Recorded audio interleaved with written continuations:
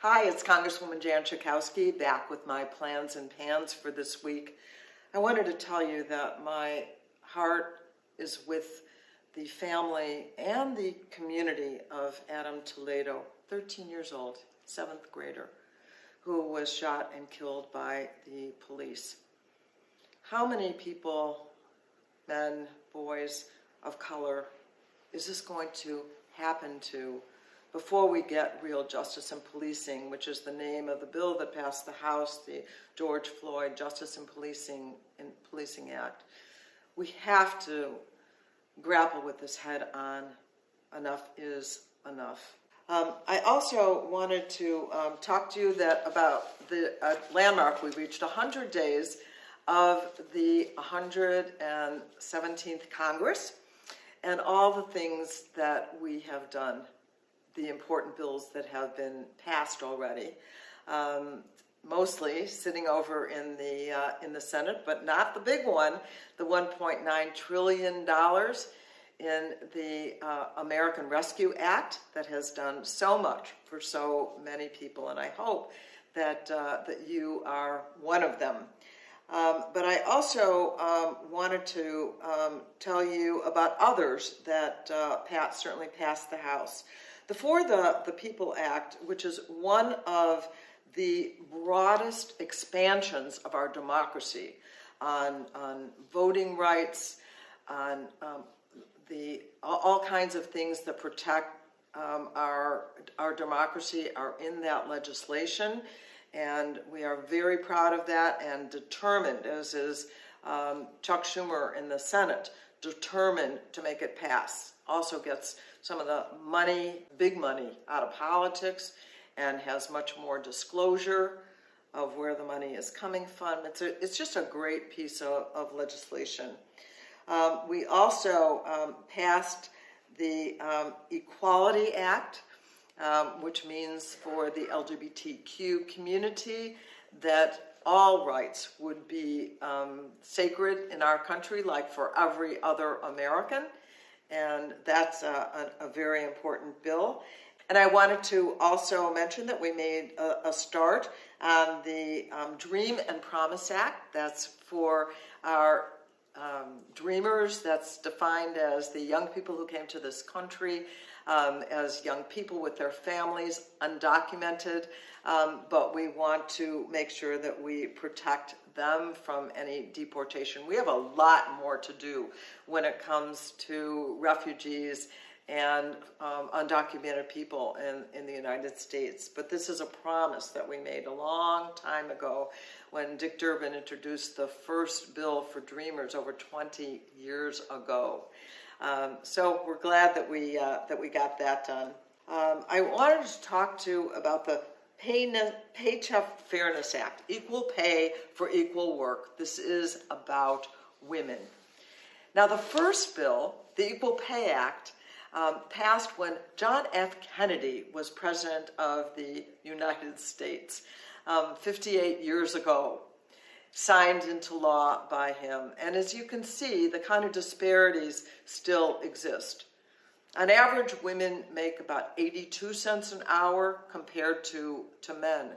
But for women of color, much, much worse. For black women, 64 cents on the dollar. For Asian American women, 60 cents. And for Latinas, 56 cents. This is totally unacceptable, and it's time for that to be changed. It's not just good for women, it's good for families, and it's good for our entire economy to get that done. My colleague Rosa DeLauro has had this bill for a quarter of a century, and finally we got it passed in the House, and we're going to keep pushing in the Senate. The president established a commission of 36 people to discuss possible changes to the Supreme Court. As I've said before, we've seen the Republicans packing the court, refusing President Obama's nominee, even though there was still almost a year left for that discussion, saying, let the people decide. And then appointing a member to the Supreme Court, very conservative, you know her, And that was while the election was actually in place. So they've been packing the court, and one of the questions that will be on the table, should we be rebalancing the court, actually expanding the court, and what other options are available to make some of the changes that are needed. Very important provision that is already passed and is available for people to apply for. If in your family a loved one has died because of COVID, you can get $9,000 in burial benefits. And so you can apply now to, it's FEMA, FEMA.gov, or you can see it on our website, how to get the information. And there's a scam warning, because some people have been getting calls saying, we know that your loved one died, you know there's $9,000, we can help you get that. FEMA is not making any outreach calls. If you get one of those, hang up. You can report it, but do not fall for that. You aren't going to get a call. You can go to the website and get the number to call. This legislation was introduced by AOC, Alexandria Ocasio-Cortez, and Chuck Schumer in the Senate, and it's really a great bill. I want to end with COVID. 7.6 million Illinoisans have gotten shots. That's in fact, just yesterday there were 130,000 people got shots. This is very good for the COVID vaccine. 24.3% of the population. I know that some of you got the Johnson & Johnson. The number of people, of individuals who have actually been affected by the concerns, which are blood clots, is teeny weeny.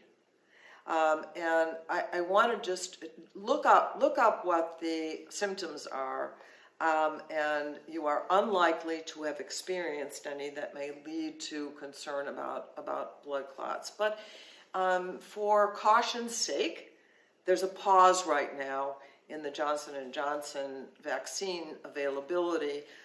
We're hoping that is dealt with soon so that we can continue to have the supplies that we need. We still don't have the vaccines available for the international community. You know, I've been fighting for that tooth and nail, because the virus anywhere poses a threat to us everywhere. I can't say that enough, and the United States can do more to help that. So I am finished really for this week of some of the highlights, but I look forward to more good news and maybe some not so good news next week. I'll see you then. Thank you for watching my video. Make sure you subscribe to my YouTube channel and follow me on Instagram, Twitter, and Facebook, where my handle is @Jan Schakowsky.